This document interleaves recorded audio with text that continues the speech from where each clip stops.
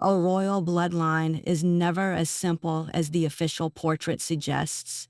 For centuries, behind the velvet curtains of palaces and the pages of history books, monarchs have hidden a startling truth: secret children born outside the bonds of marriage. From medieval kings to modern princes, these hidden heirs have ignited scandals, sparked rebellions, and quietly redirected the course of history itself. By the end of this journey, you will uncover the explosive impact these long-buried secrets had on thrones, fortunes, and the very shape of nations.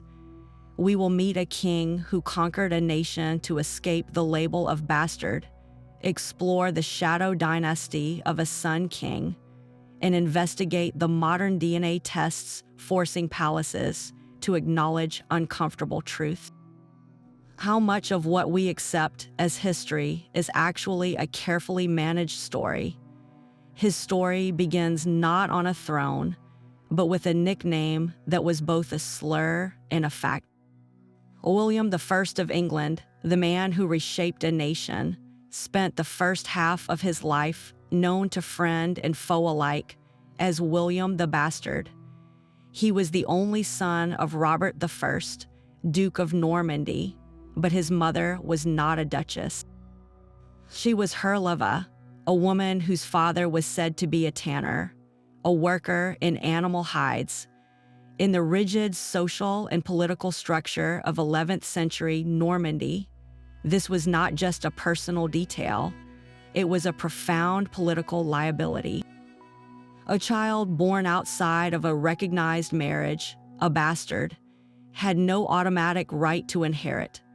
Their position was always precarious, dependent entirely on the father's continued favor and the willingness of powerful nobles to accept them.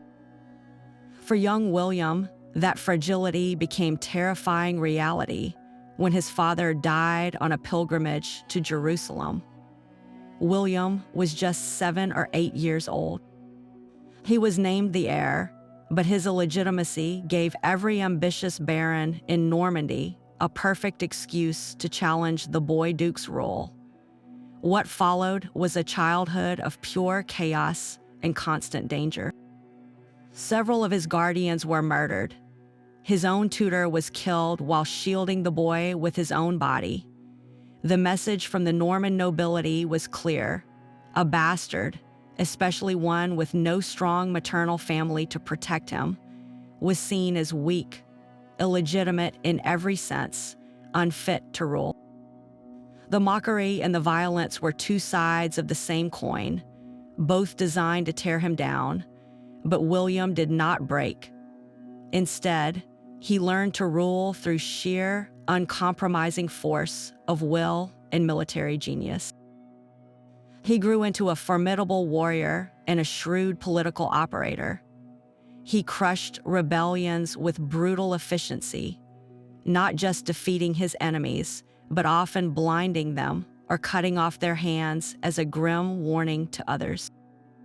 He turned his weakness into a relentless drive for security.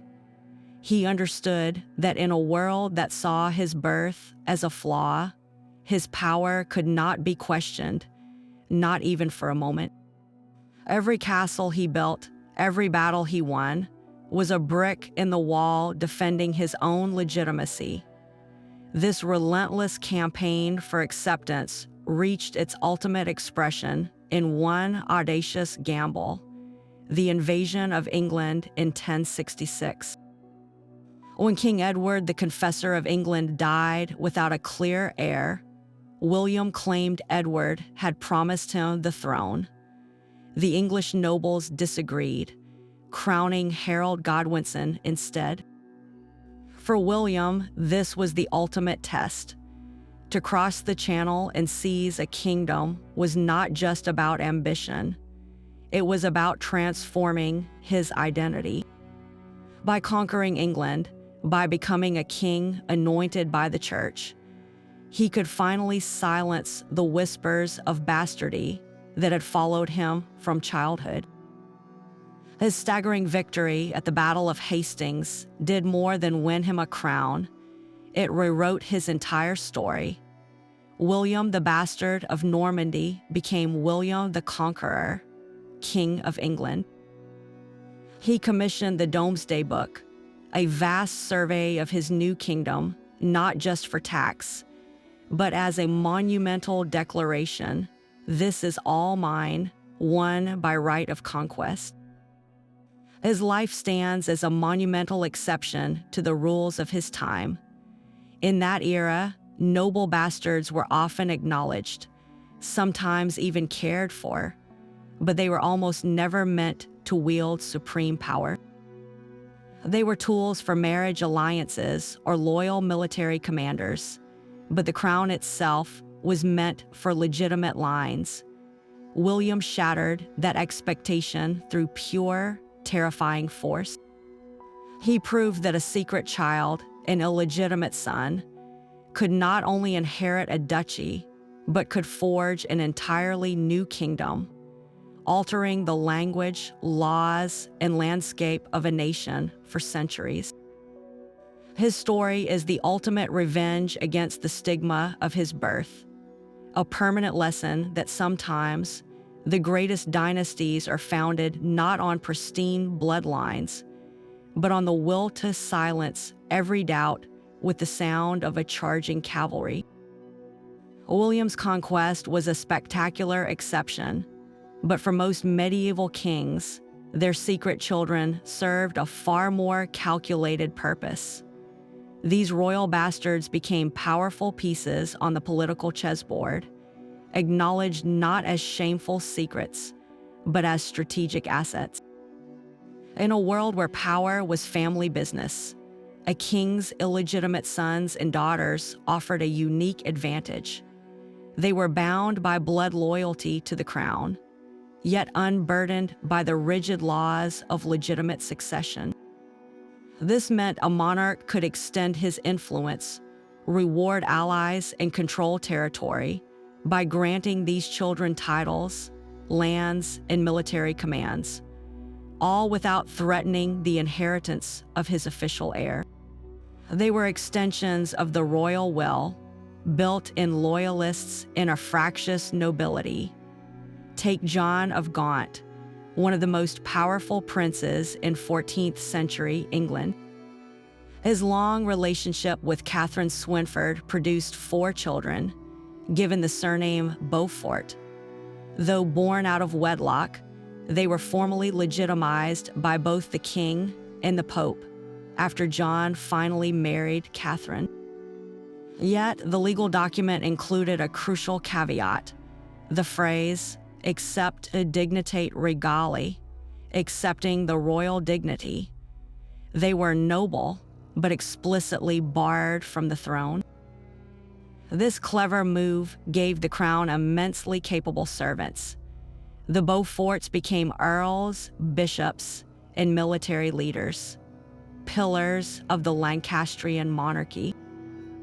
And in a twist of fate, that very bar from the crown would be set aside generations later, when Margaret Beaufort's son claimed the throne as Henry VII, founding the Tudor dynasty. The king's pawns had, through patience and politics, become kings themselves. In Spain, Alfonso X of Castile, known as the Wise, took this strategy to another level.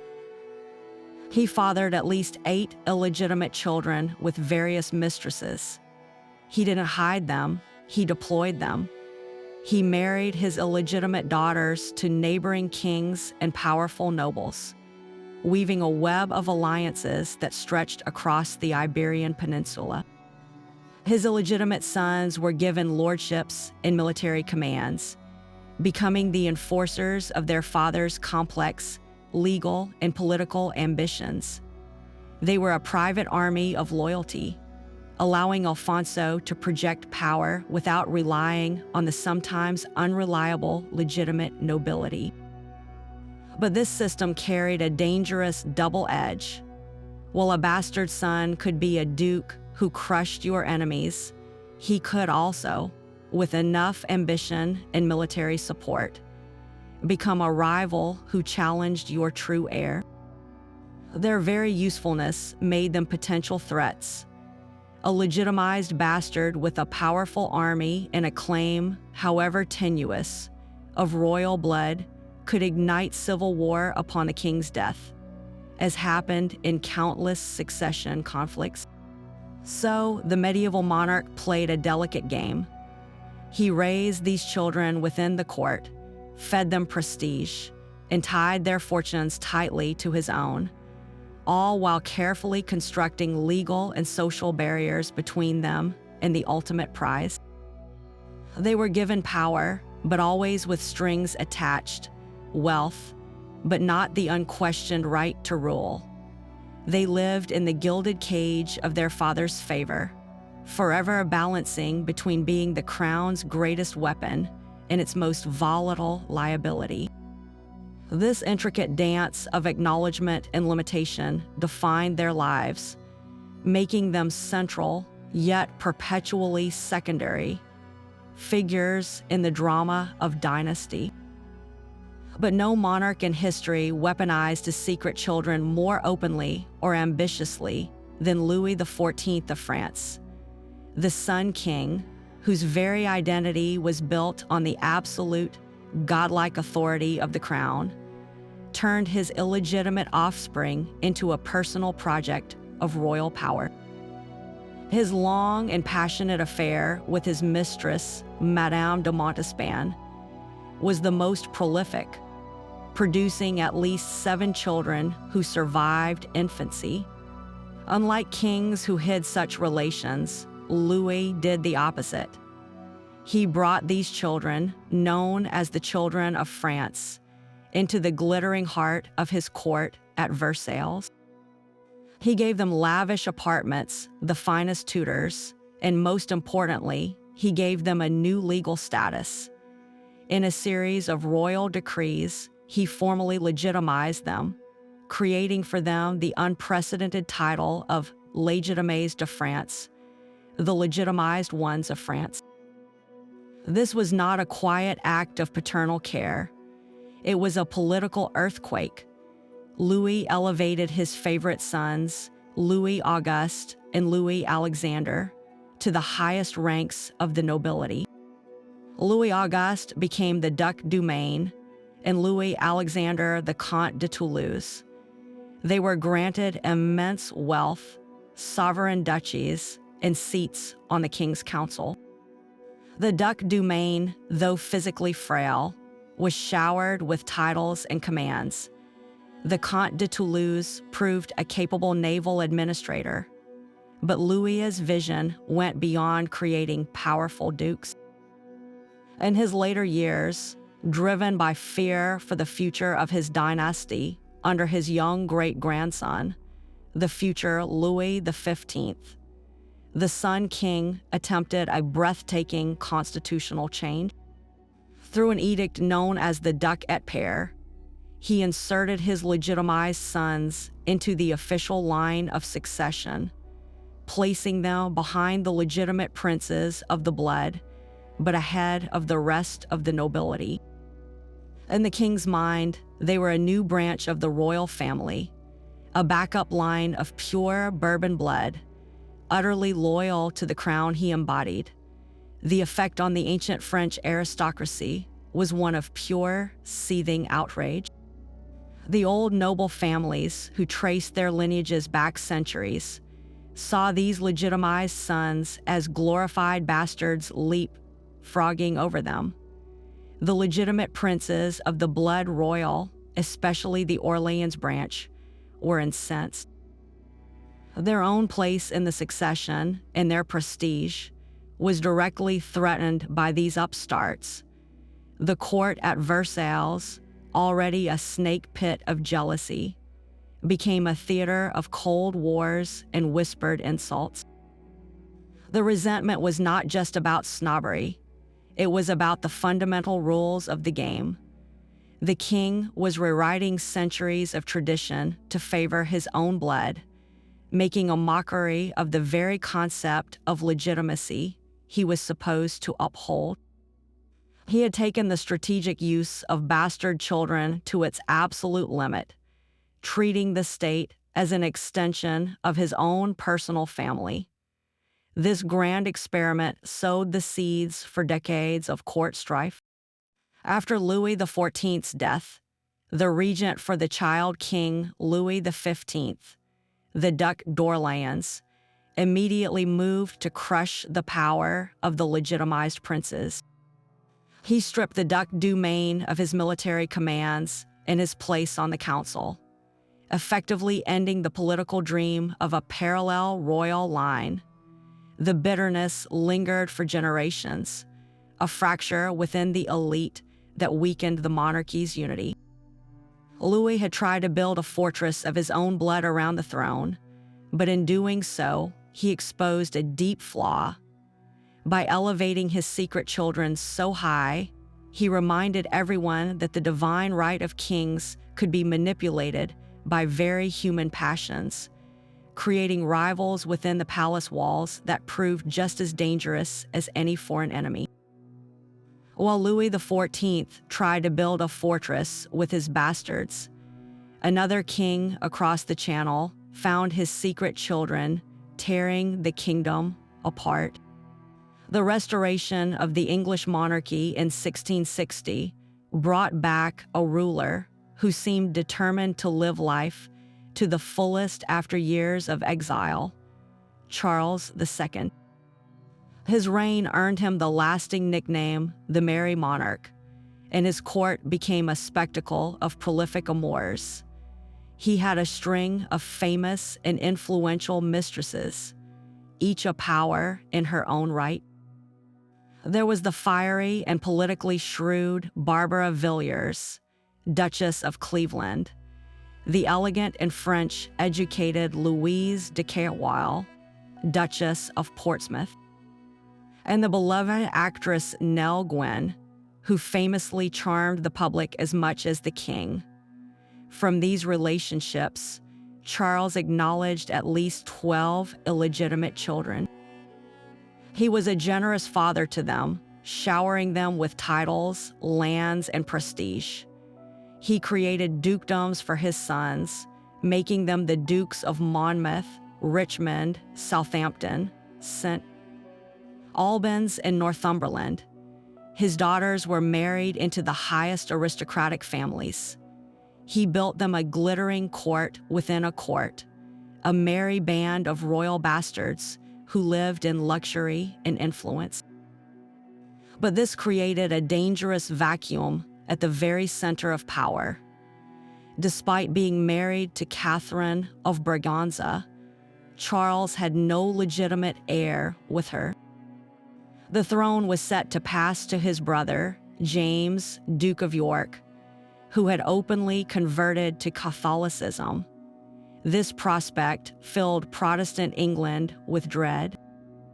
Into this crisis of succession stepped Charles's eldest and favorite illegitimate son, James Scott, the Duke of Monmouth. Handsome, charismatic, and a Protestant war hero, Monmouth was wildly popular with the public. For years, whispers and plots swirled around him, suggesting there was a secret marriage contract that made him the legitimate heir, a document that never materialized. Charles, while doting on the boy, repeatedly denied these claims in public to protect the direct line of succession, but the idea took root. When Charles died and his Catholic brother became King James II, the stage was set for disaster. Monmouth, from exile in Holland, made his fateful decision. He would claim the crown not as a bastard son, but as a rightful Protestant king.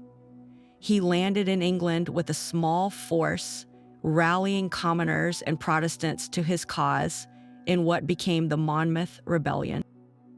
It was a direct, tragic clash fueled by the king's secret children. The beloved illegitimate son, raised in palaces and groomed for greatness, now led an army against his own uncle, the legitimate king.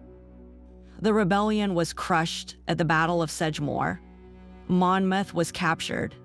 His pleas for mercy to his uncle were ignored. James II, perhaps seeing in his nephew the ultimate consequence of his brother's merry life, ordered his execution. The Duke of Monmouth died by beheading, but it was a botched affair, requiring multiple strokes of the axe. His rebellion had failed, but it exposed a fatal flaw. By elevating his secret sons so high, by letting them live in the reflected glory of the crown, Charles had created a monster of expectation. He gave Monmouth everything a prince could want, except the one thing the young man eventually came to believe was his by right, the throne itself.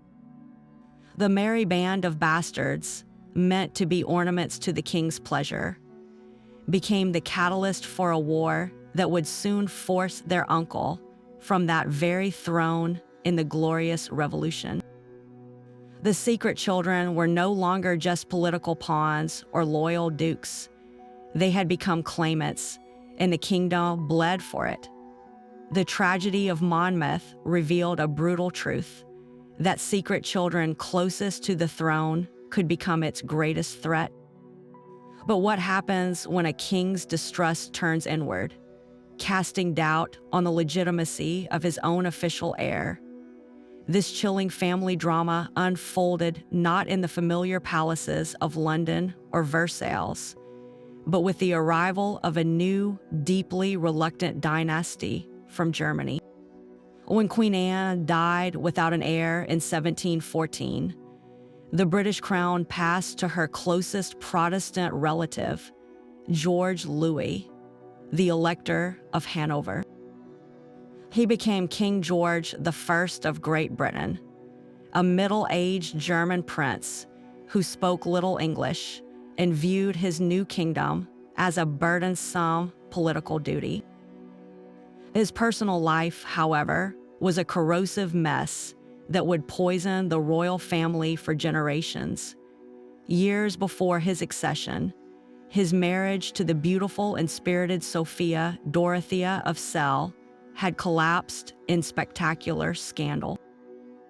George, cold and dutiful, had grown to despise his wife. He accused her of conducting an affair with a Swedish cavalry officer, Count Philip Christoph von Königsmarck. The evidence was murky, but George's response was absolute and horrifying. Königsmarck vanished from the court at Hanover in 1694, almost certainly murdered on George's orders. Sophia Dorothea was not executed, but something perhaps worse. She was subjected to a divorce on grounds of desertion, stripped of her title, and imprisoned in the remote castle of Alden for the rest of her life. For over 30 years until her death, she was forbidden from seeing her 2 children or ever remarrying. George, now free, never took another official wife. Instead, his domestic life was managed by 2 German women who accompanied him to England, his longtime mistresses. The first was Erengard Melusine von der Schulenburg, a tall, thin woman cruelly nicknamed the Maypole by the English public for her gaunt appearance. The second was Sophia Charlotte von Kilmansegg, who was notably plump and dubbed the Elephant by the same mocking crowds. Their presence was a constant source of gossip, but the whispers ran far deeper than their figures. Both women were rumored to be more than just the king's lovers. They were widely believed to be his half-sisters, the illegitimate daughters of his father, Ernest Augustus. If true, this meant George was living in a domestic arrangement that bordered on the scandalously taboo, surrounded by women who were both his mistresses and his siblings. This bizarre household fueled the most explosive rumor of all, one that struck at the very heart of the new monarchy. George's relationship with his official son and heir, George Augustus, was famously, publicly vile. They loathed each other with a mutual hatred that divided the court. This animosity led many to speculate, was this more than just a clashing of personalities? Persistent stories began to circulate that the young Prince George, the future George II, was not actually the son of George I. Instead, the gossip suggested he was the product of his mother Sophia Dorothea's alleged affair with Königsmark, the man who had been murdered for it. In this dark narrative, the king had imprisoned his wife not merely for infidelity, but for bearing a child that was not his own, a child he was now forced to acknowledge as his successor. The king's true family, it was whispered, were the children he had with his mistresses, Melusine and Sophia Charlotte. Melusine, in particular, bore him 3 daughters who were openly acknowledged and later granted British titles. They lived within his inner circle, recipients of his affection and wealth, creating a shadow dynasty that seemed to enjoy the fatherly regard the official prince was denied. The court became a psychological battleground. The public heir, Prince George, lived in a state of perpetual humiliation, fiercely loyal to his imprisoned mother, and locked in a power struggle with a father who seemingly preferred the company of his mistresses and their children. Every snub, every argument was seen as evidence of the deeper, terrible secret. While the rumor that George II was illegitimate is almost certainly a malicious fiction, its power lay in the plausible context George I created. By imprisoning his wife, by refusing to remarry, and by elevating his mistresses to such prominence, he made the unthinkable seem possible. He crafted a court where the official line of succession was shrouded in personal bitterness, and where his secret, acknowledged children lived in the warm light of his favor. The Hanoverians began their rule not with pomp and unity, but with a hidden wound, a king whose private life suggested he believed his real dynasty was the one he built in the shadows, not the one an accident of birth had forced upon the throne. While the Hanoverians wrestled with whispers of false heirs, France faced a mystery born from genuine tragedy, the disappearance of a child who was the very symbol of the fallen monarchy. Louis Charles, the second son of Louis XVI and Marie Antoinette, was just 7 years old when his father was executed. Locked away in the Temple prison, he was declared King Louis XVII by royalists in exile, but in reality, he was a small, terrified pawn. Separated from his mother and sister, he was placed under the brutal guard of a cobbler named Antoine Simon, who was tasked with re-educating the boy, forcing him to renounce his family and sing revolutionary songs. The conditions were horrific, and by the time he was moved to solitary confinement, his health was broken. In June of 1795, the revolutionary government announced the 10-year-old boy had died of tuberculosis in his cell. A quick autopsy was performed, and a heart was reportedly removed by a doctor before the body was buried in a mass grave. This grim, lonely death should have been the end. But it was only the beginning of a legend. Almost immediately, rumors swirled that the child had not died, that a substitute, perhaps a sickly orphan, had been placed in his cell while the real Dauphin was smuggled to safety by royalist sympathizers.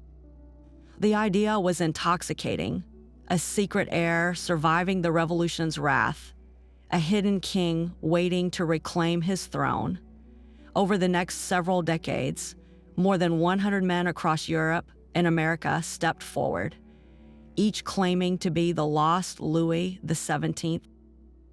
The most persistent of these was a German clockmaker named Karl Wilhelm Naundorf.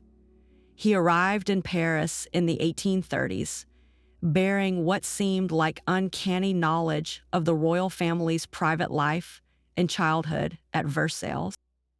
He even convinced the late Dauphin's own sister, Marie Therese, to meet with him, though she ultimately rejected his claims.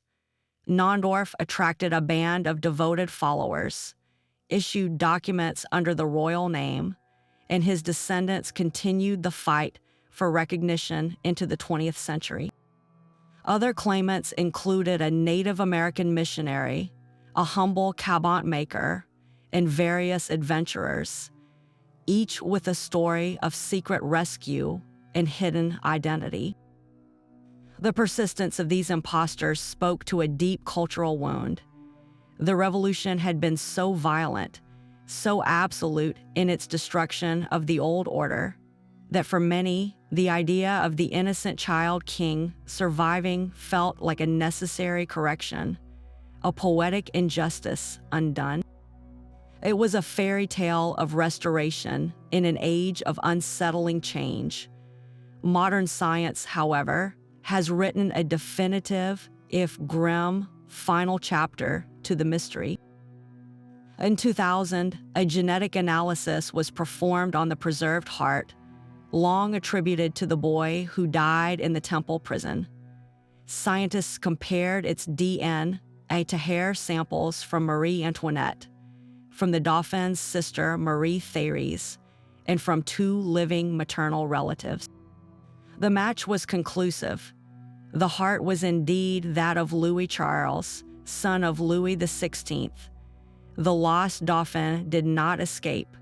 He perished in that lonely cell, a victim of neglect and political hatred. Yet, even with this proof, the legend of the secret heir retains a powerful grip. Why? Because it fulfills a deeper need than mere historical fact. It transforms a story of senseless cruelty into one of hope and hidden justice. It replaces the image of a murdered boy with that of a survivor, a symbol of the monarchy itself, seemingly destroyed but waiting in the shadows to return. The lost Dauphin is not just a person. He is an idea, a testament to our refusal to believe that innocence can be so completely erased by history's darkest moments. The lost Dauphin's legend was a desperate hope for a stolen future. But in the gilded drawing rooms of Georgian England, a secret heir was not a fantasy of escape, but a deliberate act of defiance. The future King George IV, even as a young prince, was a man governed by his passions and a deep resentment for the rigid duties of his station. His heart belonged not to a politically suitable princess, but to a charming, twice-widowed Catholic woman named Maria Fitzherbert. She was everything the royal family could not accept, a commoner and a member of a faith that legally barred her from the throne. Yet the prince was obsessed. He pursued her with a melodrama befitting his nature, even staging a fake suicide attempt to win her sympathy.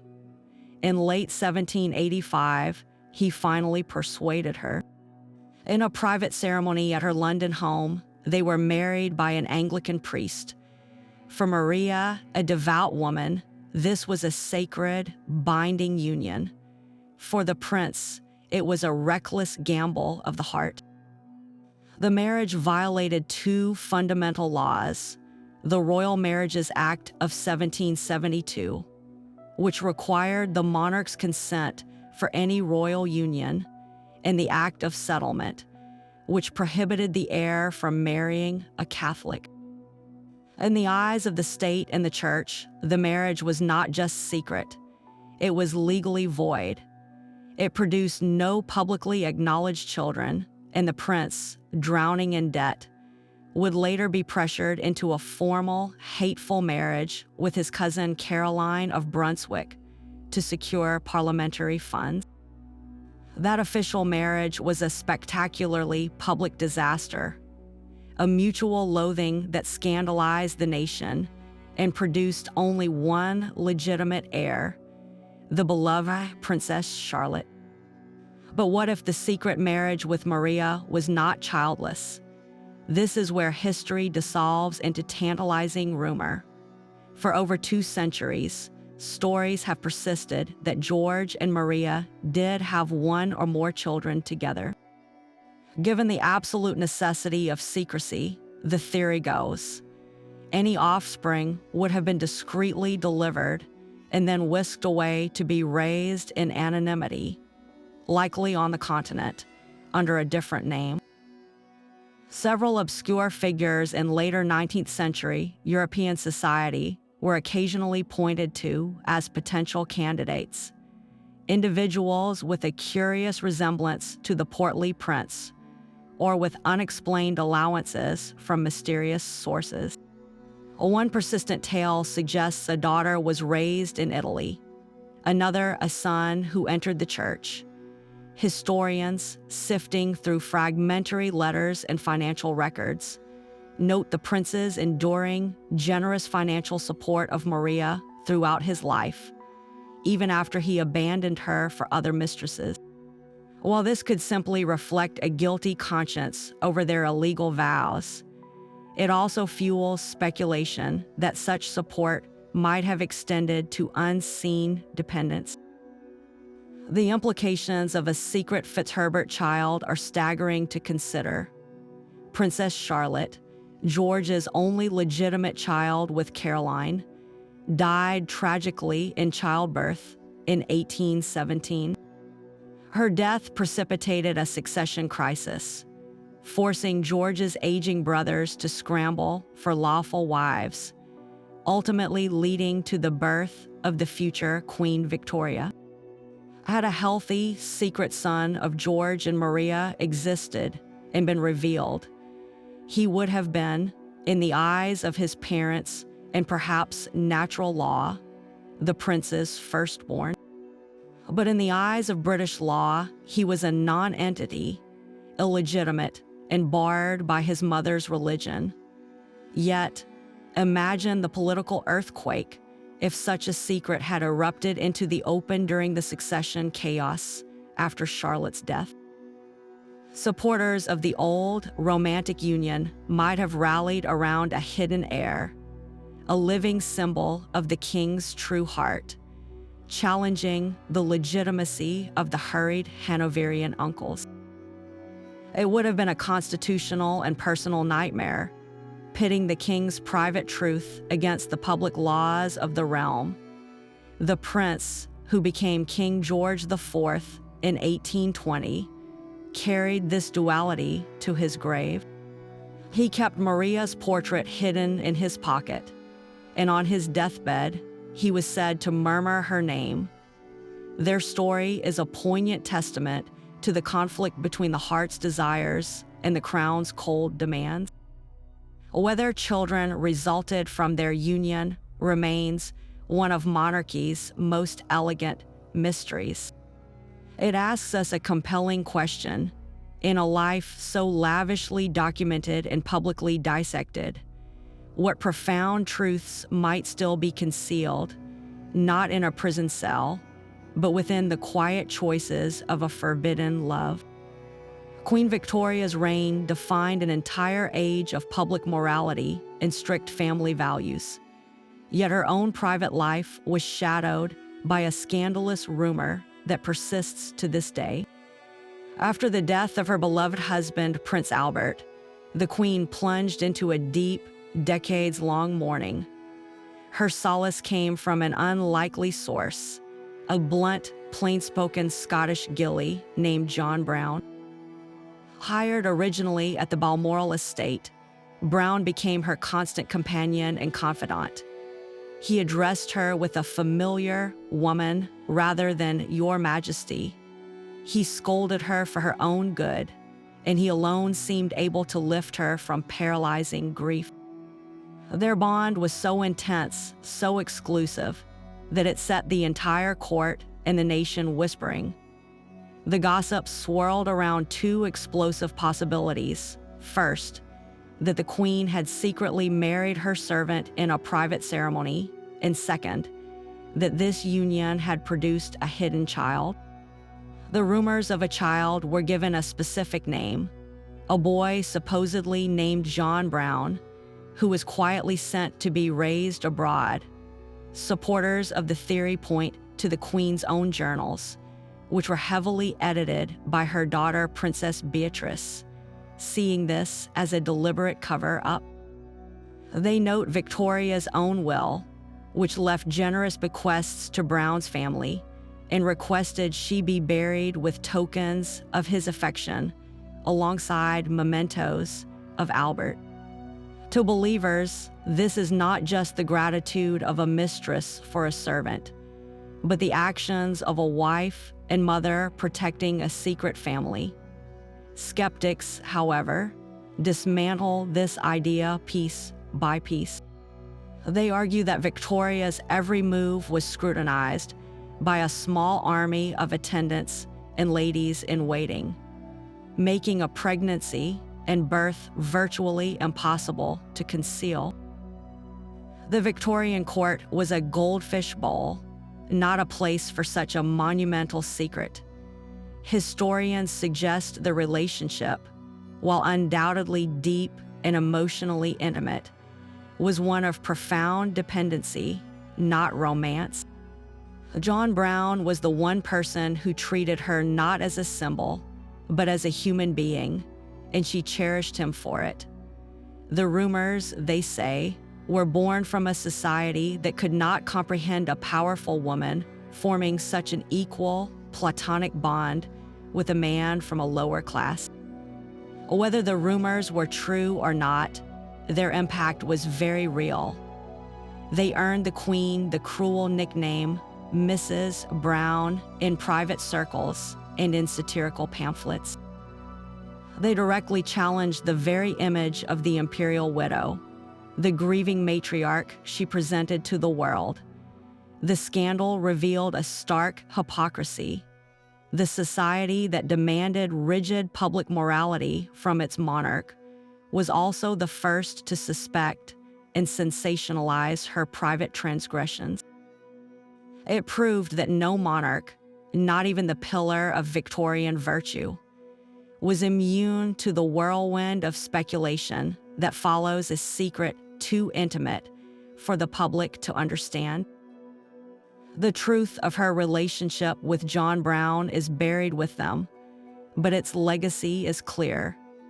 It reminds us that behind the official portrait of any age lies a much more complicated and human story. The desperate hope that spared a royal child from a bloody fate did not end with the lost Dauphin. In the 20th century, it found its most potent expression in the ashes of the House of Romanov. In a basement in Yekaterinburg in 1918, Tsar Nicholas II, his wife Alexandra, and their 5 children were executed by Bolshevik revolutionaries. The official reports were chillingly final. The entire family was dead. Yet almost immediately, a counter-narrative took root, fueled by the chaotic aftermath and the grim fact that the bodies were hidden and lost for decades. What if, in the smoke and confusion, one of the children had survived? Specifically, the youngest daughter, the vivacious Grand Duchess Anastasia, or the frail heir, Tsarevich Alexei. This was not just idle gossip. It was a global industry of hope. Over the decades, dozens of men and women emerged from the shadows of Europe and America, each bearing a tragic story and claiming a royal name. The most famous was a woman pulled from a Berlin canal in 1920. After a suicide attempt, she was taken to a mental asylum where she refused to give her name. She bore scars consistent with bayonet wounds, and she knew intimate details of the Romanov court and the family's private nicknames. She claimed to be Anastasia, miraculously saved by a sympathetic soldier. As Anna Anderson, she captivated the world for over 60 years, convincing members of the extended Romanov family and surviving courtiers, while bitterly dismissing others. Her dramatic court battles for recognition became an international spectacle. Similarly, a man named Alexei Puziato appeared in the 1920s, claiming to be the hemophiliac heir, saved by loyalists and smuggled across Europe. Each claimant presented a compelling, heart-wrenching fairy tale of escape, a single spark of life surviving the revolutionary inferno. Why did these stories hold such power? Because the murder of the Romanovs was not just a political act. It was the brutal slaughter of a young family, including 4 innocent sisters and a sick boy. The public conscience, especially in the West, recoiled at its finality. Accepting that a child had survived offered a psychological reprieve, a small victory of humanity over ideology. It transformed a cold, executed historical fact into an ongoing mystery, a secret heir waiting in the wings for a restoration that never came. Modern science, however, delivered a verdict as definitive as the revolution's bullets. In the 1990s, the long-lost Romanov remains were finally discovered and exhumed. DNA testing conclusively identified the Tsar, the Tsarina, and 3 of their daughters. 2 bodies initially missing were found later and confirmed to be the remaining children. The genetic evidence against Anna Anderson was particularly damning. Her DNA did not match the Romanovs, but it did match a known relative of a Polish factory worker named Franziska Szankowska. The fairy tale was a fiction, albeit a deeply felt one. Yet, even with this closure, the cultural legacy of the lost Romanov heir endures. It proves that some historical wounds are so deep that we insist on rewriting them, not with facts, but with stories of secret survival. The last Tsar's children, in death, became blank slates upon which the world projected its own longing for mercy, for second chances, and for a hidden royalty that could, perhaps, one day return. The Romanov mystery was a global sensation, but the modern era's most watched royal family has faced its own relentless storm of whispers. The House of Windsor, an institution built on public image and private restraint, operates under a media microscope of unprecedented intensity. Every photograph, every gesture, every unexplained absence is analyzed and often twisted into a new narrative. It is within this pressurized environment that rumors of secret Windsor children have flourished, not in the shadowy corridors of history, but on the front pages of tabloids. The most persistent tales swirl around Prince Philip, the Duke of Edinburgh. Throughout his decades as consort, his vigorous lifestyle and extensive travels fueled endless gossip. Tabloids periodically named various individuals as his alleged illegitimate offspring, from a European aristocrat to an Australian businessman. These stories were always presented with a tantalizing mix of grainy photos and unnamed sources, suggesting a hidden branch of the royal family tree. The palace's consistent response to such claims was, and remains, a wall of silence, adhering to the unofficial royal motto, "Never complain, never explain." This policy, meant to deny oxygen to false stories, can sometimes have the opposite effect, allowing speculation to grow in the vacuum of an official denial. A more recent and deeply hurtful variation of this old rumor targeted the very heart of the family. For years, a particularly vicious piece of gossip circulated online and in fringe publications, questioning the parentage of Prince Harry. Baseless theories suggested he was not the son of the Prince of Wales, but the result of an affair. This was not just idle chatter. It was a malicious campaign that played on outdated stereotypes and physical appearances, weaponizing the very tools of modern media to attack a young prince's sense of identity. The cruelty of this speculation highlights a dark evolution in the nature of royal gossip. In past centuries, rumors of secret children were about lineage and power. Today, they are often about selling newspapers, generating clicks, and inflicting personal pain under the guise of public curiosity. The digital age has amplified these whispers into a global echo chamber, where a fabricated story can circle the world before the truth has its boots on. So why does this ancient script of secret heirs continue to play out, even in an age of DN and 24-hour news? The Windsor rumors fulfill a modern public hunger. In a monarchy that presents itself as a model of stable, traditional family life, the idea of a hidden child represents a crack in that perfect facade. It suggests that behind the curated balcony waves and official portraits, the same human passions and frailties exist. The media scrutiny that fuels these stories is a double-edged sword. It sustains public interest in the monarchy, yet constantly seeks to undermine its dignified image. The royal family's steadfast refusal to engage, to dignify the rumors with their response, is a calculated survival strategy. To address one claim is to open the door to addressing all of them, to turn the monarchy into a permanent defendant in the court of tabloid opinion.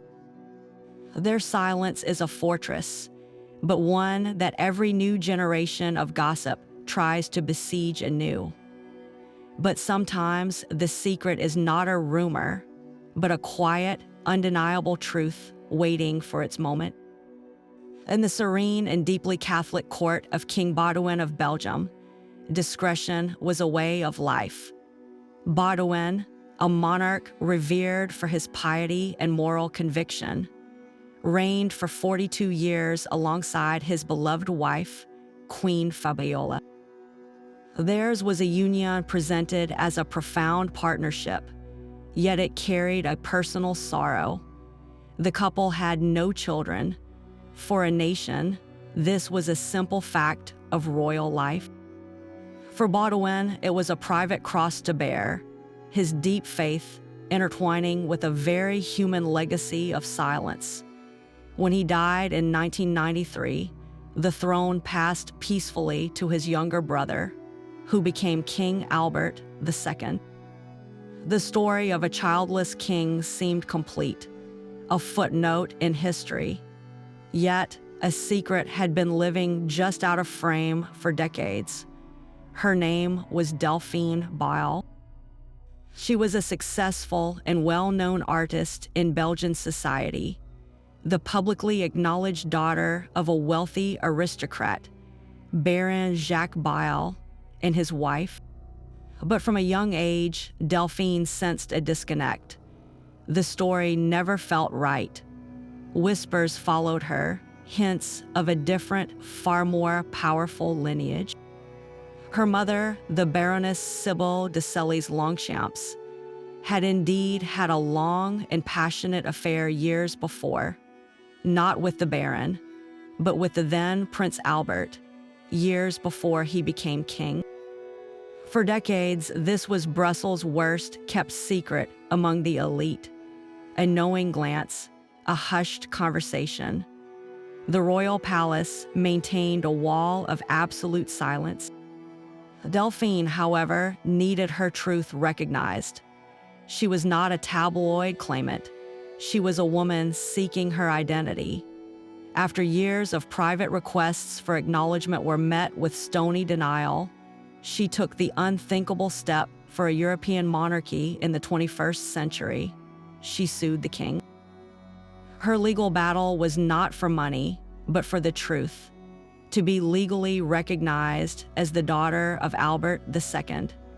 The case dragged through the courts, a sensational and painful public spectacle. It forced a modern constitutional monarchy to confront a very old-fashioned royal scandal in the glare of DNA evidence. There was no escaping science. In 2020, the court ordered a genetic test. King Albert, who had abdicated in 2013, finally complied. The results were definitive. Delphine Bile was his biological daughter. The palace could no longer hide behind tradition or discretion. A statement was issued, acknowledging paternity. But the story did not end there. In a subsequent legal settlement, Delphine was granted what she had always been denied, her place in the family. She received the right to use the surname of her father's house, and in October 2020, a royal decree granted her the title of Princess of Belgium, with the style of Her Royal Highness. Her children were included in the line of succession, albeit far down the list. This was a staggering modern precedent. A secret child, born of an affair before her father was king, had used the modern tools of justice and science to force a royal house to rewrite its own official story. The deeply private sorrow of King Baudouin, a man who left no heir, was followed by the very public reckoning of his brother's hidden life. Delphine's journey from open secret to officially recognized princess reveals a profound shift. The old tools of denial and dignified silence are powerless against a DNA test and a determined individual. It proves that in today's world, the most closely guarded royal secret may not stay buried in the archives, but can walk into a courtroom, demand a swab, and change history. The quiet discretion of the Belgian court finds a striking parallel in another modern European monarchy, one often celebrated for its down-to-earth approach. While the House of Orange-Nassau is known for its bicycling monarchs and accessible public image, it too holds a secret that remained buried for half a lifetime. It involves Princess Margriet, the beloved sister of the former Queen Beatrix and a symbol of Dutch resilience, born in exile during World War II. In the 1950s, as a vibrant young woman studying at Leiden University, Margriet fell deeply in love with a fellow student, Pieter van Vollenhoven. Their romance, however, was fraught with complication. Pieter was already married to another woman. The relationship was intense, and in 1952, it resulted in a pregnancy. For a princess in the public eye, and for a man entangled in a prior marriage, this was an impossible situation. The child, a son born in 1953, was given up for adoption immediately after his birth. He was named Pieter after his father, but his royal origins were sealed away as a state secret. The young princess carried on with her life. She eventually married her Pieter after his divorce, their union blessed by the family and the nation, and they went on to have 4 sons who grew up in the full glow of royal life. The 5th son, the first, lived an entirely different story. Unaware of the royal blood flowing in his veins, that child, Pieter, was adopted by a loving family in The Hague. He grew up as Pieter Christianen, with no knowledge of his biological parents. It was only as an adult, after the death of his adoptive parents, that he began a quest to uncover his origins. The truth, when it finally emerged, was staggering. His biological father was not just any man, but Pieter van Vollenhoven, the husband of a princess and a senior figure in the Dutch royal household. And his mother was Princess Margriet herself. He was, in essence, a secret prince, a half-brother to the 4 publicly known sons of Margriet and Pieter. The revelation was a private earthquake. In the mid-1990s, Pieter Christianen approached the royal family. What followed was a masterclass in quiet Dutch pragmatism. There were no screaming tabloid headlines, no vicious legal battles, no explosive palace denials. Instead, the family chose a path of private acknowledgement and measured compassion. Princess Margriet and her husband met with their secret son. They acknowledged the truth of his parentage and welcomed him into a discreet, private relationship. He was introduced to his 4 half-brothers. The palace, however, made it unequivocally clear that this was a personal, family matter. Pieter Christianen would not receive a royal title, be included in the line of succession, or undertake any official duties. He was and would remain a private citizen. This handling stands in stark contrast to the protracted dramas seen in Belgium or the speculative frenzy surrounding the British royals. The Dutch approach was to contain the revelation within the walls of the family, offering personal recognition without public concession.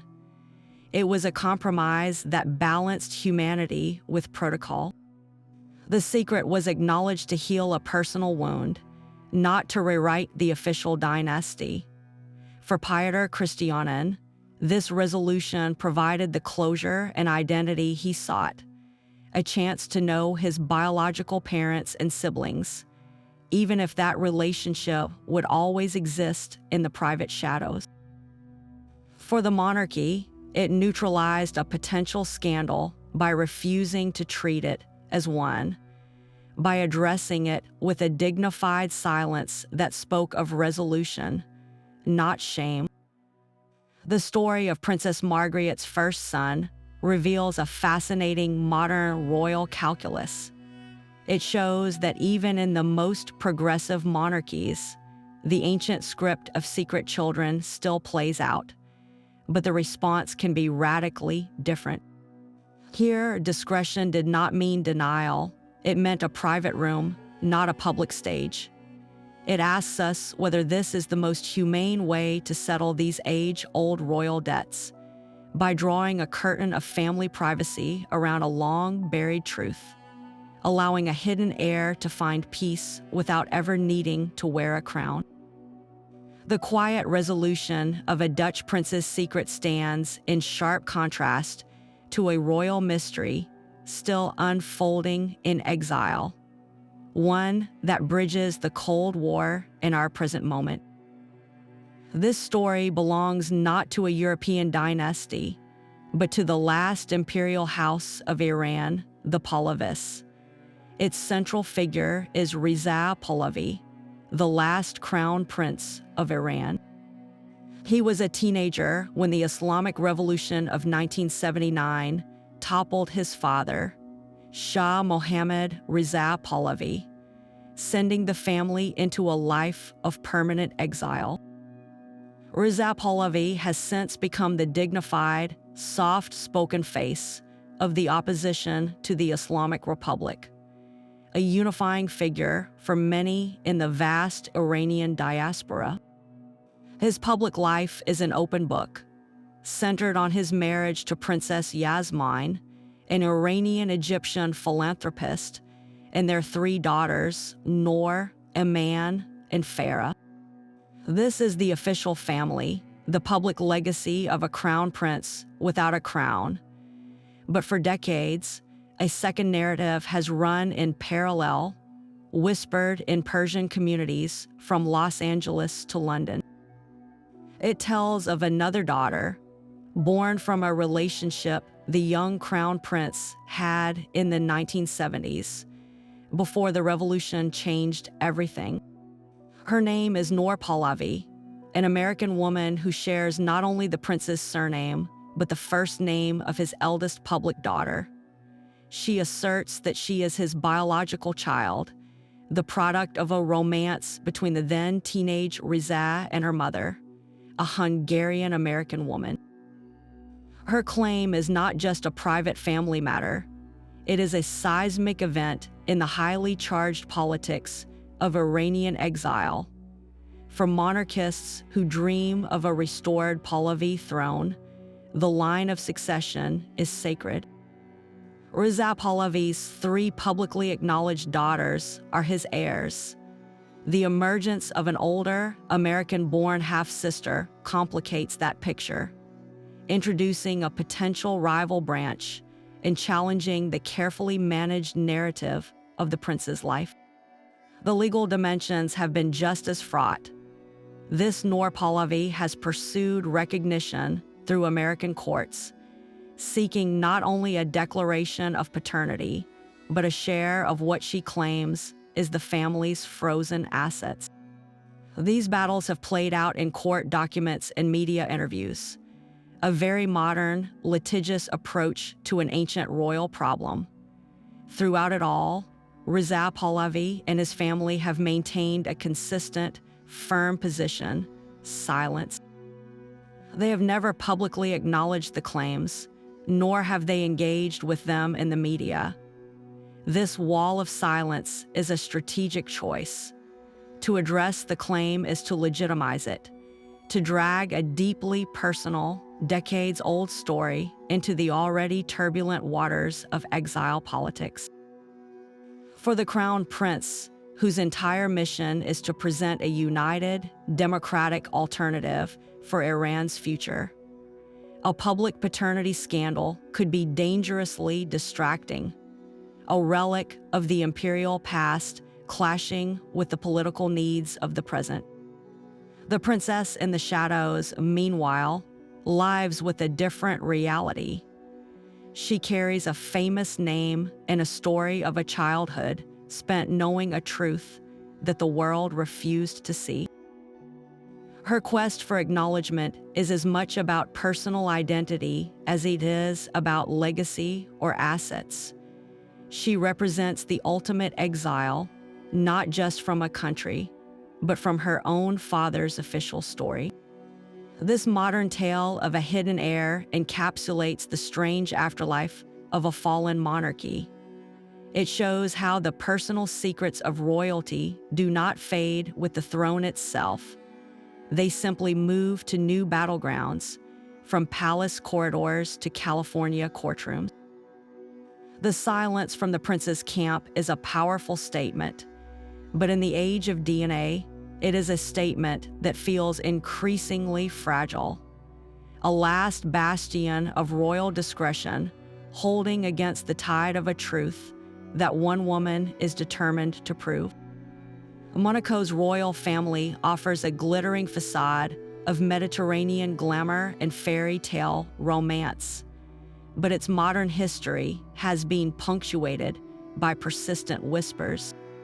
For years before his marriage to the former Olympic swimmer Charlene Wittstock, Prince Albert II was a fixture in the international gossip columns, a bachelor prince whose romantic adventures were a tabloid staple. Among the most enduring rumors was one involving a child born from a relationship with a former Air France flight attendant. The story was vague, lacking a specific public claimant, yet it simmered for over a decade, fueled by the prince's own reluctance to publicly address his private life. It was the kind of opaque, unproven speculation that thrives in the absence of hard facts, painting the heir to the Grimaldi throne as a man with potentially life-altering secrets. The public and the press waited for a denial, a lawsuit, or a dramatic revelation. Instead, they received something far more concrete and from a completely different direction. The flight attendant rumor wasn't so much debunked as it was utterly eclipsed. The speculative whispers were silenced by the thunderous arrival of confirmed, undeniable truth. In 2005, a French magazine published an interview with a woman named Jasmine Grace Grimaldi, a California-born teenager. She presented a compelling case, complete with photographs and a striking resemblance, claiming to be the prince's daughter from a brief relationship with a former waitress from Los Angeles. Almost simultaneously, news broke of a second child, a young boy named Alexander Coste, born to a former flight attendant from Togo. Prince Albert, facing this dual revelation, had a decision to make. He could have chosen the old royal playbook of silence and legal threats. He chose a different, modern path. He acknowledged both children. Through his lawyers, he confirmed paternity, stating he was taking the necessary legal steps to recognize his responsibilities. In doing so, he transformed a cloud of tabloid speculation into a clear, if complicated, personal reality. The vague rumor of one secret child was rendered irrelevant by the confirmed existence of two others. This sequence is telling. It shows how royal gossip often functions as a placeholder, a fuzzy shadow cast before a clearer, more complex truth steps into the light.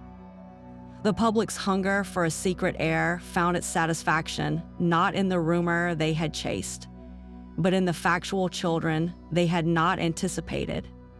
Albert's acknowledgement, while personally difficult, strategically diffused a potential scandal that could have haunted his eventual marriage and reign. By controlling the narrative himself, he replaced salacious mystery with acknowledged, if unconventional, family facts. It was a pragmatic resolution for a 21st century prince, one that set a precedent for honesty, however belated. Yet, this very act of acknowledging two secret children only deepened the intrigue surrounding the Monegasque throne, for it proved the rumors were not mere fiction, but often a distorted echo of reality. And if a prince could have two hidden heirs, what deeper, more tangled web of lineage might lie within a palace that had already seen its share of drama? This admission did not close a chapter, but rather opened a door to an even more astonishing claim, one that would challenge the very foundation of the Grimaldi dynasty itself. The confirmed truth was more dramatic than the whispers. Prince Albert II's two acknowledged children emerged not from shadowy rumor, but into the full glare of the 21st century press. The first was Jasmine Grace Grimaldi. Born in 1992 in California, her mother was Tamara Rodolo, an American real estate agent who had a brief relationship with the prince. Jasmine grew up in the United States, aware of her father's identity from a young age. She was a teenager when a French magazine broke her story in 2005, featuring a young woman with a striking resemblance to the Grimaldis. Almost simultaneously, the world learned of a second child, Alexander Coste. Born in 2003, his mother was Nicole Coste, a former Air France flight attendant from Togo. The prince now faced a converging storm of two separate paternity claims, each with compelling evidence, playing out on a global media stage. His response broke from centuries of royal precedent. There was no protracted denial, no attempt to silence the mothers through legal intimidation. Instead, through his lawyers, Albert publicly acknowledged both children and initiated DNA tests to confirm paternity. The tests were positive.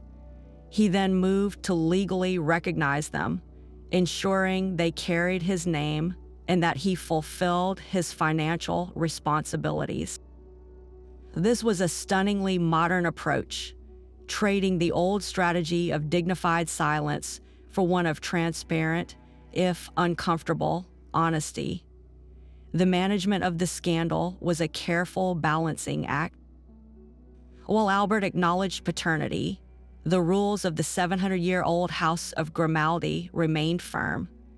Because neither Jasmine nor Alexander was born to married parents, and because their mothers were not princesses, they were formally excluded from the line of succession to the Monegasque throne. They would bear the Grimaldi name and have a relationship with their father, but they would never be princes or princesses of Monaco. This distinction allowed the palace to modernize its personal ethics while upholding its ancient dynastic laws. Albert's handling, though personally difficult, effectively diffused a potentially endless tabloid frenzy. By controlling the narrative himself, he replaced years of speculative gossip with settled fact. It showed a 21st century monarchy adapting, proving that sometimes the only way to bury a secret is to bring it, carefully managed, into the light. Yet this very act of acknowledgement only underscored a deeper truth for the Grimaldis, that their family tree, like so many others, was far more complex than any official portrait could ever show. While Prince Albert chose transparency, another European king found his own long-buried secret erupting at the worst possible moment. The reign of King Juan Carlos I of Spain was a storybook narrative of modern restoration. He was the young prince who helped steer Spain from the dictatorship of Francisco Franco to a vibrant democracy, earning immense public goodwill for decades. His image was that of a unifying father figure, a king who saved the Constitution. But in his later years, that carefully constructed legacy began to fracture under the weight of financial scandals and personal missteps. Then, in 2020, as he was already facing intense scrutiny, a Spanish newspaper dropped a bombshell from the distant past. They published a series of letters and witness testimonies concerning a woman named Ingrid Sarcial. The documents alleged that in the mid-1960s, before Juan Carlos was king, he had an affair with a Belgian aristocrat named Liliane Sarcial. From that relationship, a daughter was born in 1966, named Ingrid. The letters, reportedly written by Juan Carlos to Liliane in the years that followed, discussed the child and included financial arrangements for her upbringing and education. They spoke of a secret known only to a tight circle, a hidden thread in the tapestry of the king's life. For a monarchy that had weathered so much, this was a deeply personal grenade. The palace and the king himself met the revelation with a wall of silence. There was no acknowledgement, no denial, no legal action, just quiet. This silence was deafening in the context of everything else unfolding. By 2020, Juan Carlos was engulfed in controversy over his finances, including investigations into alleged secret offshore accounts and multi-million-dollar gifts from foreign leaders. The pressure became so great that he announced he was leaving Spain, a self-imposed exile to live abroad, ostensibly to prevent further embarrassment for the crown and for his son, the now reigning King Felipe VI. The rumor of a secret daughter, Ingrid, did not cause the exile, but it became a potent symbol of the king's hidden life. It fed a public narrative of a man with one story for the nation and another, far more complicated story for himself. It transformed the aging monarch from a revered figure into a subject of relentless gossip, where tales of hidden wealth and hidden children blurred together, each fueling the other. While the financial scandals threatened the institution's integrity, the personal secret chipped away at its soul. For King Felipe VI, inheriting the throne from his father, the mission became one of radical modernization and transparency. He swiftly moved to distance the crown from his father's controversies, stripping Juan Carlos of his royal allowance and publicly renouncing his own inheritance from the king's foreign accounts. Felipe's reign has been defined by a stark contrast, an emphasis on austerity, legality, and a modest, nuclear family image centered on his wife, Queen Letizia, and their two daughters. The unacknowledged shadow of a potential half-sister, a living remnant of his father's clandestine past, only underscores the clean break Felipe has tried to make. It represents the old, opaque way of operating that his monarchy is determined to leave behind. The story of Ingrid Sarciau remains in a strange limbo, neither confirmed nor fully dispelled by the royal house. It lingers as a poignant footnote, a secret from the swinging 60s that waited over 50 years to whisper into a modern microphone, reminding everyone that even the kings who shape history are shaped by secrets they hoped history would never hear. But the drama of hidden heirs is not confined to the palaces of Europe. Across the African continent, where ancient kingdoms exist alongside modern nations, the question of a secret child is not just a personal scandal. It is a political earthquake with profound consequences for power, land, and cultural identity. In many contemporary African monarchies and traditional chiefdoms, the rules of succession are a complex tapestry woven from lineage, custom, and often fierce competition. When a king or chief dies without a clear, universally accepted heir, long-buried claims of secret children can erupt into very public, and sometimes violent, disputes. These are not whispers in tabloids, but arguments in courts and gatherings of elders, where the outcome determines who controls vast communal lands, cultural authority, and sometimes significant state resources. Take the Zulu royal family in South Africa, a monarchy with immense cultural prestige. For years, the succession has been a source of very public tension. The late King Goodwill Zwelithini, who reigned for over 5 decades, had multiple wives and many children. Upon his death in 2021, the question of who would succeed him ignited a complex and ongoing debate.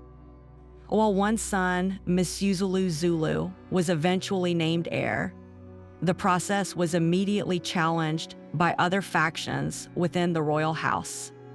Allegations and counter-allegations flew, including questions about the legitimacy of certain maternal lines and the validity of traditional ceremonies. In such a high-stakes environment, the sudden emergence of a previously unknown son, a secret child claiming a right to the throne, would not be a mere curiosity. It would be a weapon that could destabilize the entire process. The crown is not merely symbolic. It comes with stewardship of the king's traditional trust, which manages huge tracts of land and resources for the benefit of the Zulu nation. To control the succession is to control a kingdom's economic and cultural future. This pattern repeats across the continent. Among the Ashanti people of Ghana, home to one of Africa's most storied empires, the golden stool remains the ultimate symbol of unity and authority.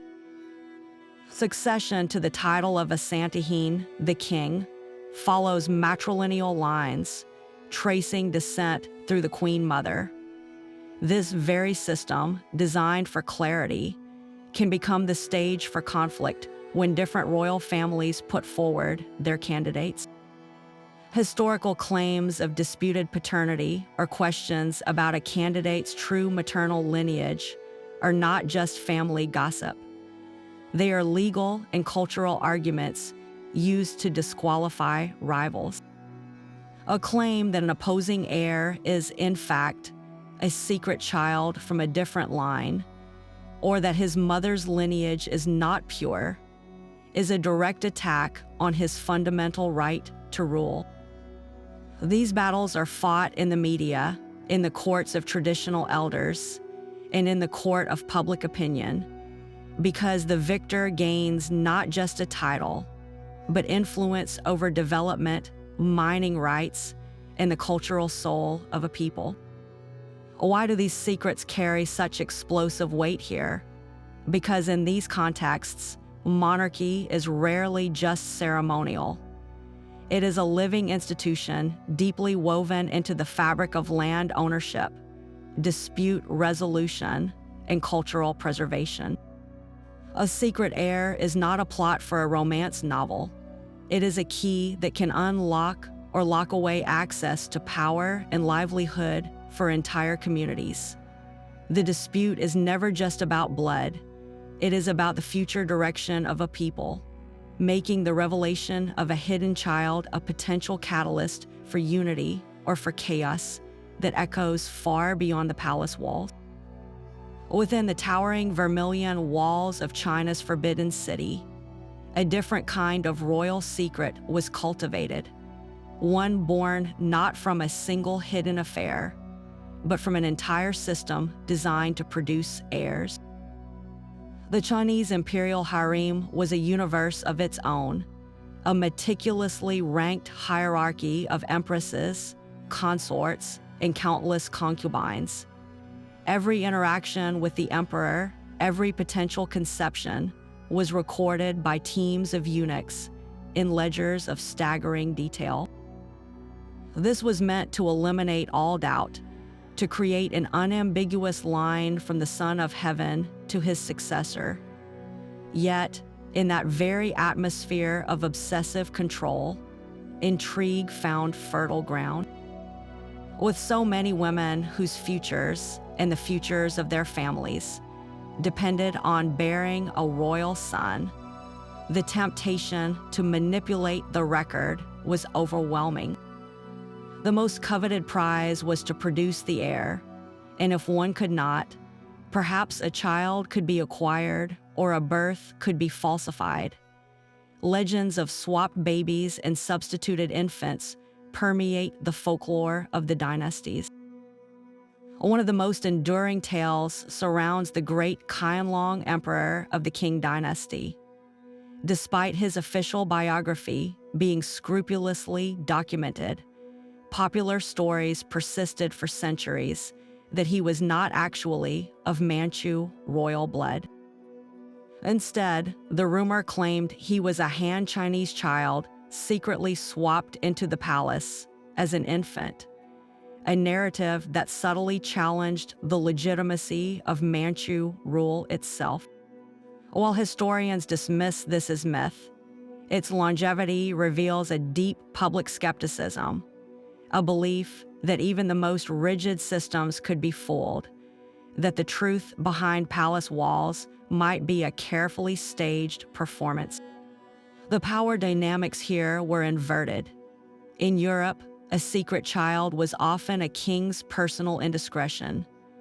In the Forbidden City, the secret was often the product of the women's own desperate strategizing, a silent war fought in silk-lined corridors where maternity was the only path to power. A similar theater of concealed ambition operated in another vast empire, the Ottoman court in Istanbul. The Sultan's harem, or harem-i-Humayun, was a sealed world of extraordinary influence. Here, the principle of motherhood as power was perfected. A concubine who bore the Sultan a son, especially the first son, underwent a radical transformation. She became a Hayski Sultan, a favorite with her own income and apartments. But the ultimate prize was to be the mother of the reigning Sultan, the Valide Sultan.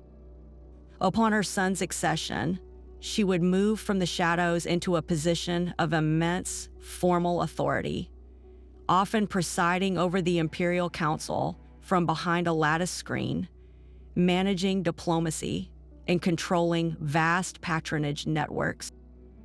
In this high-stakes environment, paternity was an article of faith, but faith is often accompanied by whispers. The absolute secrecy of the harem, guarded by eunuchs, meant that while the child's mother was known, the certainty of the father was ultimately a matter of protocol and isolation. The system was designed to leave no doubt, but human nature ensured that doubt always lingered in the form of palace gossip. Could a powerful Valide Sultan, seeking to secure her position, have influenced which concubine was presented to the Sultan? Could alliances within the harem have created opportunities for deception in the rare moments outside the eunuch's gaze? The official record was pristine, but the unofficial whispers questioned everything, because in a world where one's son on the throne meant absolute power, every conceivable avenue to that end would be explored. These Asian courts demonstrate that secret children are not merely accidents of passion. They can be the calculated outcomes of intricate, closed systems where bloodline is everything, and the competition to shape it is a silent, lifelong war. The meticulous ledgers of the Forbidden City and the sealed gates of the Ottoman harem relied on one unshakable principle: that some truths could remain forever locked away by walls and protocol. The 21st century has shattered that principle with a single, undeniable tool, the DNA test. This technology has fundamentally transformed the ancient drama of royal secrets, moving the quest for truth from the whispered rumor and the forged document to the irrefutable language of genetics. It has become the ultimate arbiter, capable of closing century-old mysteries and forcing modern palaces to confront long-buried truths. Its first, and perhaps most profound, application was to provide a final, merciful closure to the 20th century's greatest royal tragedy. For decades after the execution of the Romanovs, the fate of their remains was a source of agonizing speculation and fuel for imposters. When bones were finally discovered near Yekaterinburg in the 1990s, it was mitochondrial DNA, passed directly from mother to child, that provided the key. Scientists compared genetic material from the skeletons to a living relative of Serena Alexandra, Prince Philip, the Duke of Edinburgh. The match was perfect, confirming the identities of the Tsar, the Tsarina, and 3 of their daughters. Later, the discovery of the 2 missing children's remains and subsequent testing closed the book entirely. This same science delivered a definitive verdict on the most famous claimant, Anna Anderson.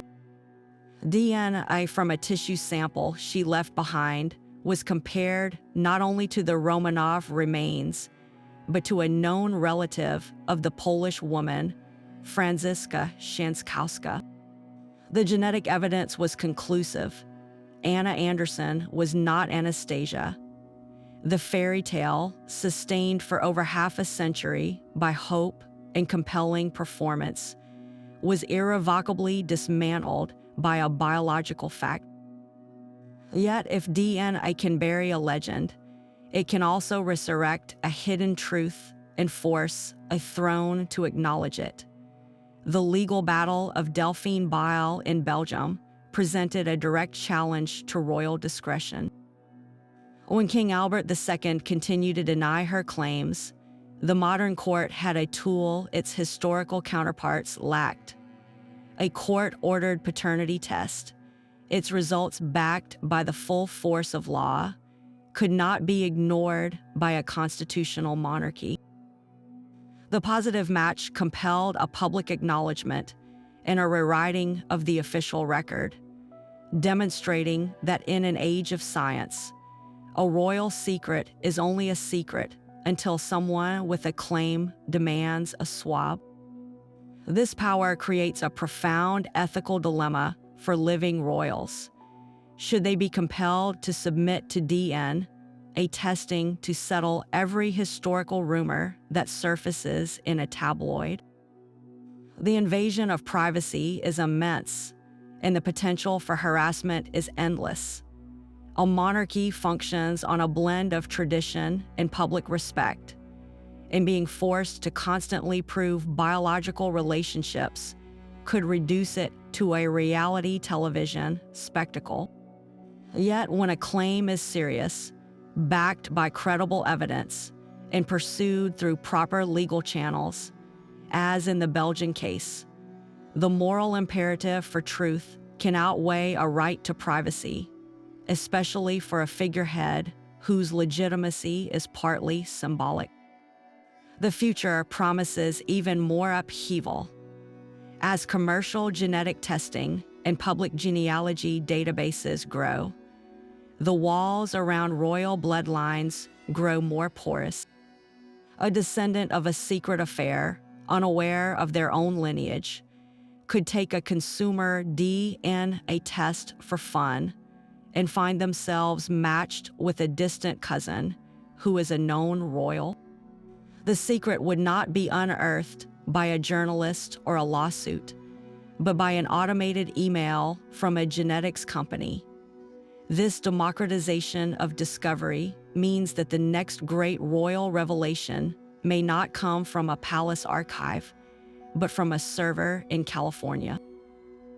It suggests that every dynasty, no matter how carefully it has curated its family tree, may have hidden branches just one click away from being revealed, promising a future where the most guarded royal secrets are written not in parchment, but in a code shared by every living person. The science of DNA can settle a bloodline, but it cannot erase the social alchemy that once fused American fortunes with ancient titles. As the 19th century drew to a close, a new kind of royal secret began to cross the Atlantic, not born in palace corridors, but in the ballrooms of New York and Newport. This was the era of the dollar princess, a generation of young American heiresses whose fathers possessed staggering industrial wealth, but lacked the one thing money could not easily buy in America: social prestige measured in centuries. Across the ocean, British aristocrats in crumbling castles possessed titles that stretched back to the Norman conquest, but their vast estates were bleeding money. The solution was a transaction dressed as a romance, an exchange of New World cash for Old World class. The most famous of these was Consuelo Vanderbilt. Her mother, the formidable Alva Vanderbilt, orchestrated a marital campaign with the precision of a general. The target was Charles Spencer Churchill, the 9th Duke of Marlborough, who needed an immense infusion of funds to maintain his ancestral home, Blenheim Palace. Consuelo, in love with another man, was compelled into the marriage. Her dowry was legendary, rumored to be in the millions, equivalent to hundreds of millions today, complete with a massive annual allowance. The wedding in 1895 was a transatlantic spectacle, but the marriage was a cold, public contract. The Duke needed her fortune, she was given a title, and both were expected to perform their dynastic duty. This duty was encapsulated in a cruel, pragmatic phrase known to every aristocratic family: the heir and the spare. The primary purpose of such a union was to produce a legitimate male heir to secure the title and estates, and ideally, a second son as a backup. Love was an irrelevant luxury. Within these gilded cages, discreet arrangements flourished. A duke and his duchess, locked in a mutually beneficial but loveless partnership, might lead largely separate lives.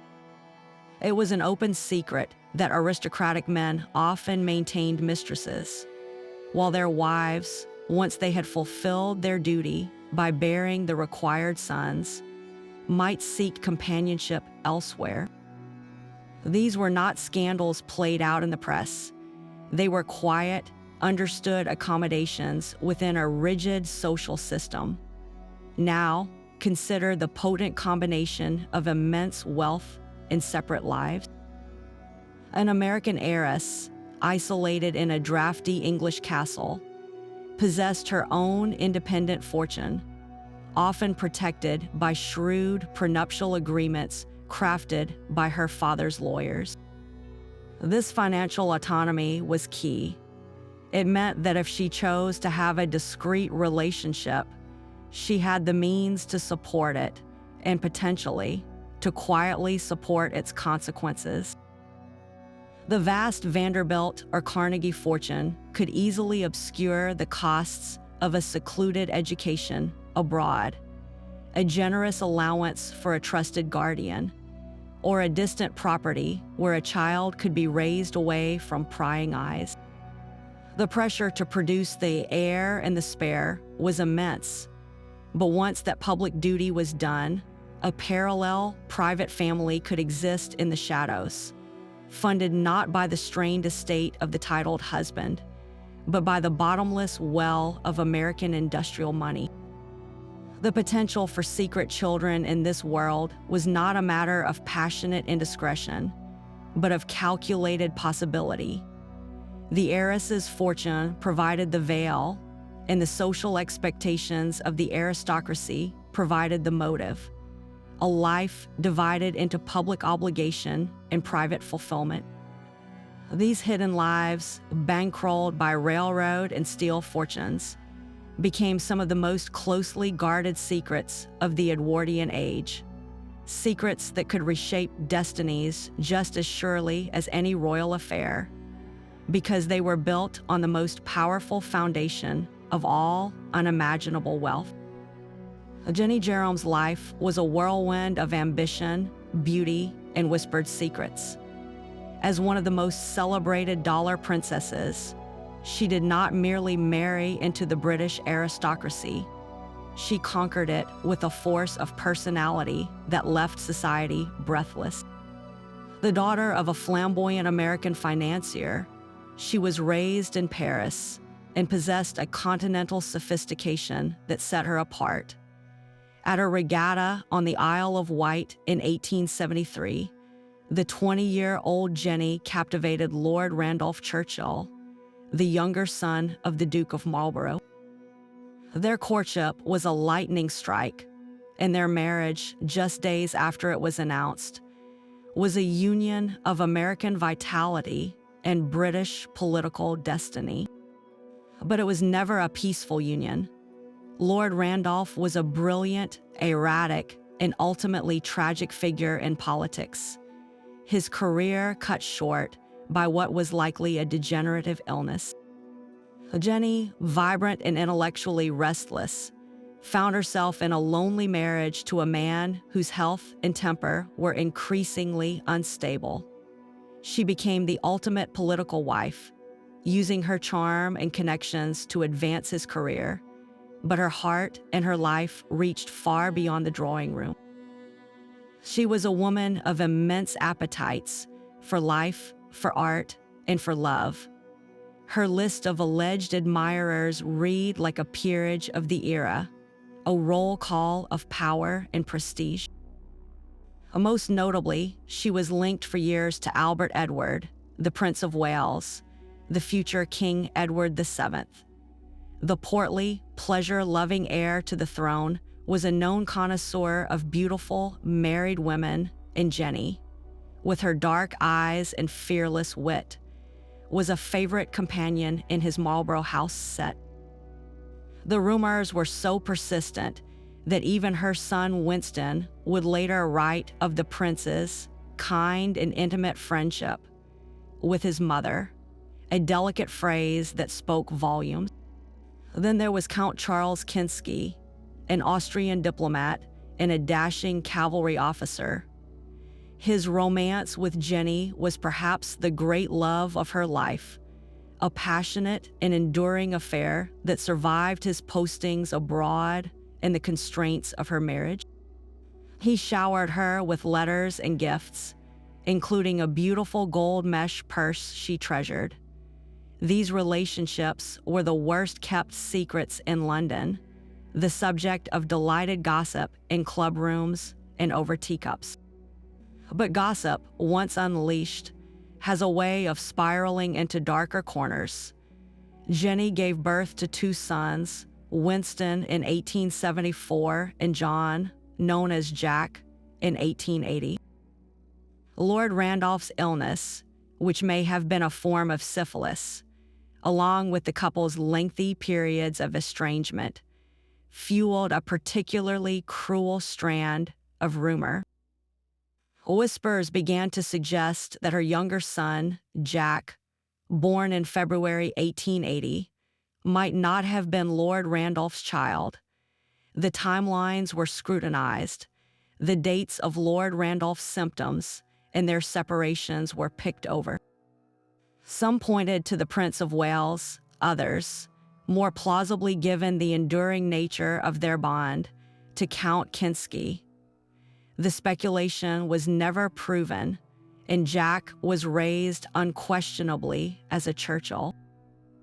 He grew to resemble his brother Winston in later life, and he served the family legacy with quiet loyalty.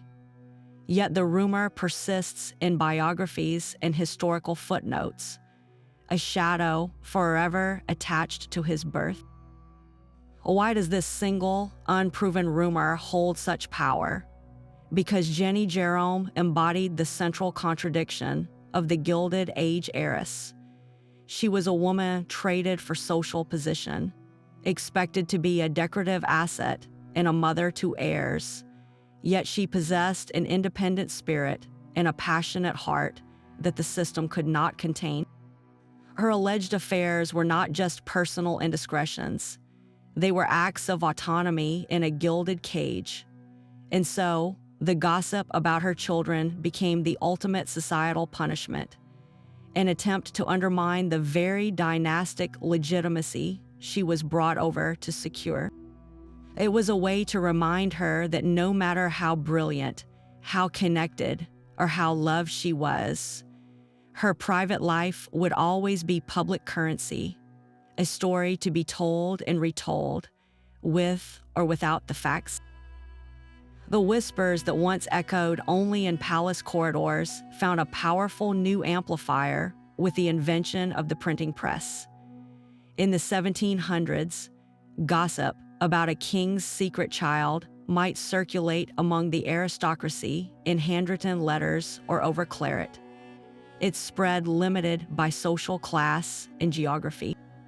But as literacy grew and newspapers became affordable, those whispers were transformed into public commodities. The 19th century saw the explosive rise of the penny press, cheap newspapers that thrived on scandal and sensation.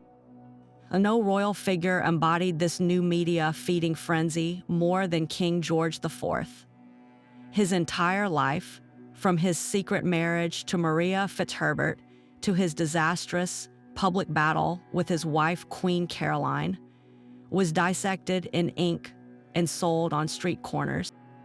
Cartoonists like James Gilray depicted him as a bloated, decadent figure, a far cry from the dignified monarch he wished to portray. The press no longer served as a respectful recorder of court bulletins. It had become a ravenous participant in the royal drama, turning private sorrows and secret shames into national entertainment. This shift forced the palace to develop its first, clumsy strategies for managing visibility, often through lawsuits and attempts to control or bribe publishers, with mixed success. The battle between privacy and exposure reached a devastating crescendo in the 20th century with the rise of the paparazzi. Princess Diana did not simply live in the public eye, she was pursued by it. The relentless chase for a photograph, any photograph, turned her life into a panopticon of flashing bulbs. Her struggles, her loneliness, and her own romantic life after her separation became front-page fodder around the world. The media's relationship with royalty had evolved from reporting gossip to manufacturing it through constant, aggressive surveillance. The tragic cost of this hunger was laid bare in a Paris tunnel in 1997, a moment that forced a global reckoning on the ethics of pursuit. In response, the palace and the press in Britain established a tense, codified truce through a system of royal ropes, granting controlled access in exchange for periods of privacy, particularly for the young princes. Yet, the digital age has shattered even those fragile agreements. Today, every smartphone is a potential paparazzo, and social media allows rumors to circle the globe at the speed of a click, completely bypassing traditional palace gatekeepers. This relentless pressure has fundamentally changed how a modern monarchy operates. The old strategy of never complain, never explain, effective for George V in the early 1900s, is often untenable now. When a secret or a scandal emerges, silence is no longer seen as dignified reserve, but as an admission of guilt or a contempt for the public. Consequently, crisis management has become a core function of the royal household. We see this in the carefully worded statements, the strategic interviews, and the orchestrated photo opportunities designed to shape a narrative. The acknowledgement of Prince Albert's children in Monaco, or the legal resolution for Dauphin Bile in Belgium, are examples of this new playbook. Controlled disclosures meant to diffuse a story by admitting to its central truth on their own terms. The goal is no longer to maintain an illusion of flawless privacy, but to manage the flow of information, to offer just enough transparency to satisfy public curiosity while protecting the mystique the institution needs to survive. The palace now understands that in a world of endless noise, the most powerful secret they can keep is not about a hidden child, but about how they decide which truths to tell and when. For the secret child, the revelation of royal blood is rarely a fairy tale's happy ending. It is the beginning of a lifelong negotiation between identity and legality, between private truth and public denial. The modern cases in Belgium and Monaco provide a stark blueprint for this painful process. When Delphine Bile won her legal battle and became Princess Delphine of Belgium, she gained a title and official recognition, but she did not gain a childhood with her father.